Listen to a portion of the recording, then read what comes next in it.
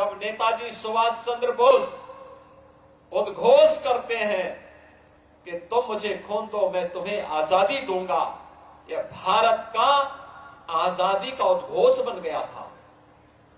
जब इसी लखनऊ की धरती से तिलक जी ने उद्घोष किया था कि स्वराज मेरा जन्मसिद्ध अधिकार है, मैं इसे लेकर के रहूंगा,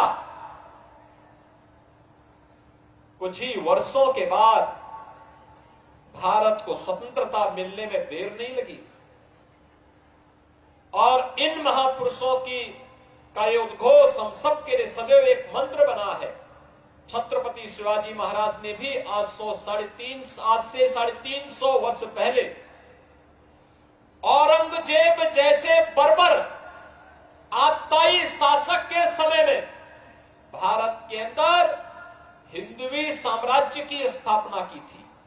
कल्पना करिए, एक तरफ औरंगजेब भारत की सांस्कृतिक और आध्यात्मिक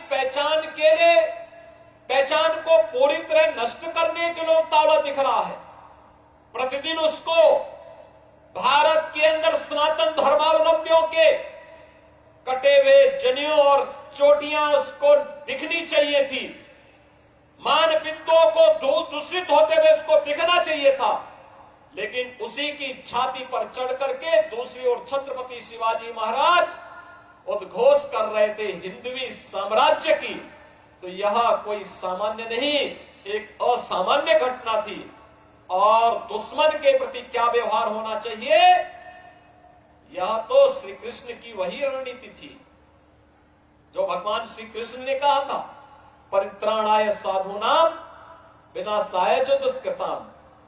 याद करिए, जब एक आतताई समझौते के बहाने छत्रपति शिवाजी महाराज को दबोच करके उनको मृत्यु के चंगुल में भेजना चाहता था, इससे पहले कि दुश्मन सफल हो पाता, छत्रपति शिवाजी महाराज ने उसका काम ही तमाम कर दिया। और भाइयों बहनों, जब भी यह युक्ति भारतीय समाज अपनाएगा, कभी भी वह परेशान नहीं हो पाएगा, अपमानित नहीं हो पाएगा, अपनी सुरक्षा को, अपने सम्मान को और अपने स्वाभिमान को बचाने में सफल हो पाएगा। जानता राजा उसकी एक झलक हम सबके सामने प्रस्तुत करेगा।